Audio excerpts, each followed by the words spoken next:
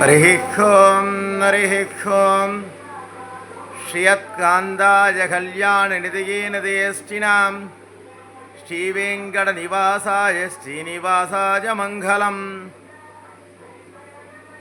குன்றம் ஏந்தி குளிர்மலை காத்தவன் அன்று ஞாலமலர்ந்த பிரான்பரன் சென்று சேர்திரு வேங்கட மாமலை ஒன்றுமே தொட நம்பினை ஓயுமே.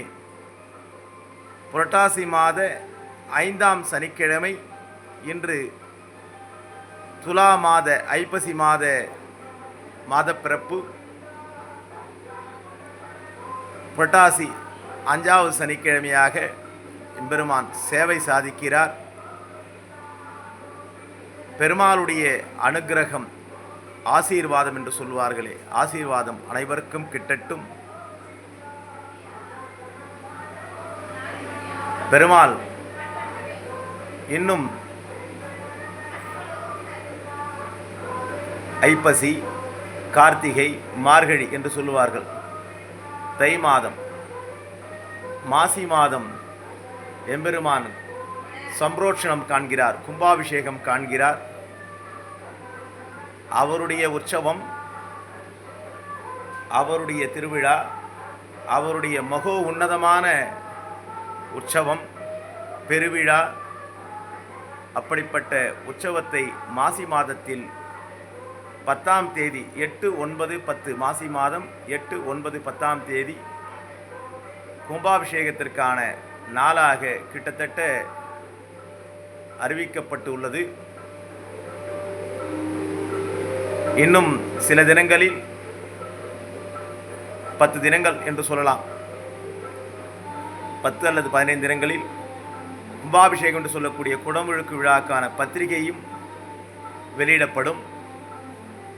அனைவரும் தெரிந்து கொண்டு எம்பெருமானுடைய இந்த சம்பிரோட்சணம் என்று சொல்லக்கூடிய கும்பாபிஷேக விழாவில் கலந்து கொண்டு மகிழலாம்.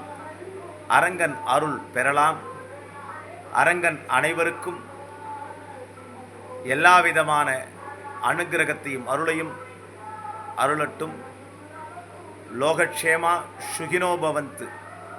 பச்சைமா மலைபோல் மேனி பவளவாய் கமலச்செங்கன் அச்சுதா அமரரே ஆயர்தம் கொழுந்தேகென்னும் இச்சுவை தவிர யான் போய் இந்திரலோகம் மாலும் அச்சுவை பெரினும் வேண்டேன் அரங்கன்மா நகருளானே என்று சொல்லக்கூடிய அந்த அரங்கன் பேரருளாளன், பெரிய பெருமாள், பெரிய பிராட்டி என்று சொல்லக்கூடிய, பெரிய பிராட்டி என்று சொன்னால் ரங்கநாயகி தாயாரைத்தான் குறிக்கும். பெரிய பெருமாள் என்று சொன்னால் ஸ்ரீ ரங்கநாதரைத்தான் குறிக்கும். அப்படிப்பட்ட எம்பெருமான் நம்முடைய திருமால்பாடி இந்த விரஜகிரி என்று சொல்லக்கூடிய திருமலையில் சுகபிரமஷி தலம் இருந்த இலை கிளிமலை என்று பெயரும் மற்றொரு பெயரும் உண்டு.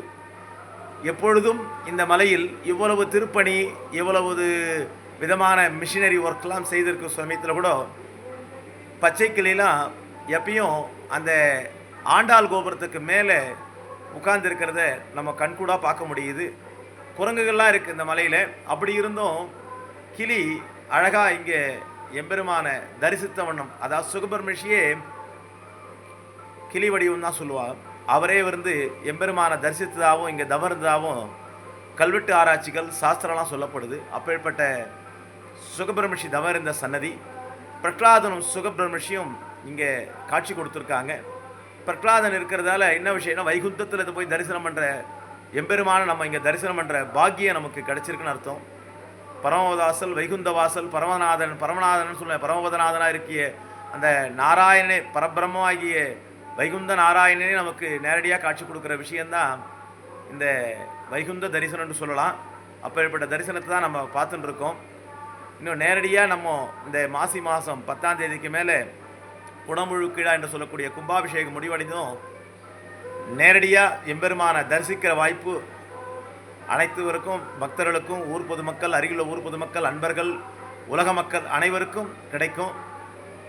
அப்பொழுது நம்முடைய விஷயங்கள் எல்லாம், ஏனென்றால் அவர் நமக்காக காட்சி தர கிட்டத்தட்ட 2 வருடங்கள் பாலாலயம் என்று சொல்வார்கள். திருப்பணிக்காக சுவாமி பாலாலயம் செய்யப்பட்டு திருப்பணி அரங்கனுடைய அருளால் சிறப்பாக அமைந்து கிட்டத்தட்ட 90% வேலை முடிவடைந்து, மேலும் வேலைகளையும் இந்த குடமுழுக்கு விழா என்று சொல்லக்கூடிய சம்பரோஷணம் கும்பாபிஷேகத்தையும் சிறப்பாக நடத்தி தர எம்பெருமான் அனுகிரகம் ஆசீர்வாதம் வேண்டும். அனைவரும் எம்பெருமானை பிரார்த்திப்போம். புரட்டாசி மாத 5ஆம் சனிக்கிழமை இத்தகைய அலங்காரத்தில் எம்பெருமான் காட்சி நமக்கு அருளுகிறார். கோவிந்தா கோவிந்தா கோவிந்தா கோவிந்தா கோவிந்தா கோவிந்தா கோவிந்தா கோவிந்தா கோவிந்தா. ஓம் நமோ நாராயணாய.